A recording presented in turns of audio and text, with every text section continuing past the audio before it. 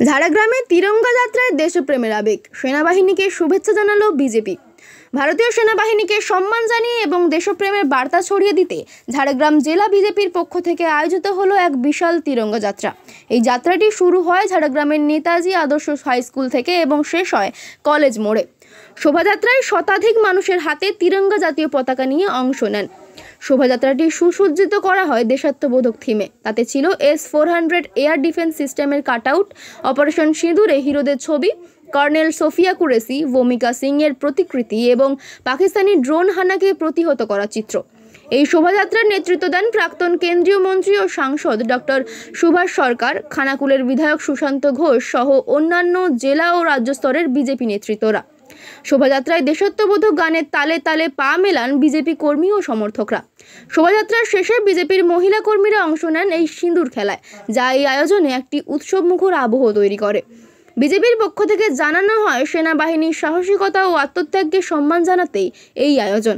দেশবাসীর মধ্যে দেশপ্রেমের চেতনা আরও জাগ্রত করাই এই কর্মসূচির মূল উদ্দেশ্য।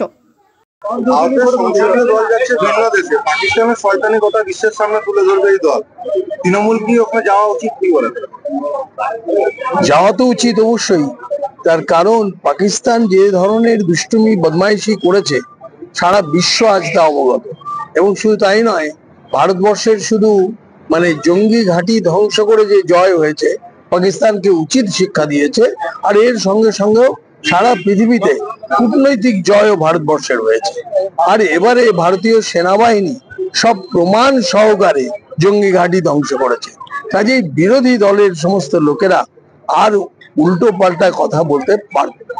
কংগ্রেসের মধ্যে বেশ হলো চিদম্বরম, বিজেপির প্রশংসায় চিদম্বরম, ইন্ডিয়া জোটের ভবিষ্যৎ খুব স্বাভাবিক আছে। তার কারণ ভারতীয় জনতা পার্টি যেভাবে কাজ করছে এবং দেশের প্রতি যেভাবে তাদের একেবারে সংগঠিত কাজ, সেটা পর্যবেক্ষণ করেছে। এবং কংগ্রেসেরও ভিন্ন ভিন্ন নেতারা তারা খেয়াল করছে যে তাদের ভবিষ্যৎ অত্যন্ত অন্ধকার। এবং এর সঙ্গে সঙ্গে ভারতীয় জনতা পার্টি এবং ভারত সরকারের যে কার্যকলাপ, এর প্রশংসা করতে বেশ কিছু নেতারা কিন্তু বাধ্য হচ্ছেন এবং আরো হবে। গৌরবঙ্গ বিশ্ববিদ্যালয়ে 7 বছর হয়নি কনভোকেশন, শংসাপত্র পাচ্ছে না ছাত্ররা। শিক্ষামন্ত্রী লতা বসুর অসন্তোষ হয়নি কোনো সমাবেশ। আমরা তো বারবার বলছি, এই সরকার শিক্ষা, স্বাস্থ্য সমস্ত কিছু একেবারে তলানিতে নিয়ে গেছে এবং কেন্দ্রীয় সরকারের হাজার হাজার কোটি টাকা তারা প্রত্যাখ্যান করছে। কাজে এর ফল তো ভোগ করতে হবে।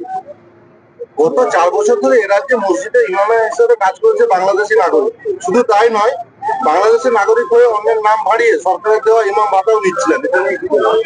আমরা ভারতীয় জনতা পার্টি বারবার বলেছি, পশ্চিমবঙ্গের রাজ্য সরকার তারা জঙ্গি মদত দিচ্ছে এবং এর সঙ্গে সঙ্গে যে মুসলিম অ্যাপিজমেন্ট, এটা অনবরত করে আসছে।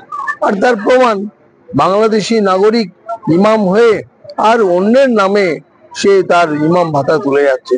এর থেকে লজ্জার আর কিছু হতে পারে না। মমতা ব্যানার্জির এর জন্য ক্ষমা চাওয়া উচিত পশ্চিমবঙ্গের জনগণের কাছে। বাংলাদেশ থেকে এই লাগাম ছাড়া অনুপ্রবেশ এই রাজ্যে আশ্রয় পাওয়ার ক্রমশ জাতীয় নিরাপত্তার থেকে বড় বিপদ। অবশ্যই, এবং সেটা পশ্চিমবঙ্গের মানুষ বুঝতে পারছে যে মাননীয় মুখ্যমন্ত্রীর একেবারে আশকারাতে এইভাবে বাংলাদেশের মুসলমানরা পশ্চিমবঙ্গে প্রবেশ করছে, মুসলিম জনসংখ্যা বৃদ্ধি করছে, মুসলিম ভোট বৃদ্ধি করছে, যাতে তৃণমূলের ভোটের ভাড়ারে ইসলামপন্থী ভোট আরো বেশি হয়।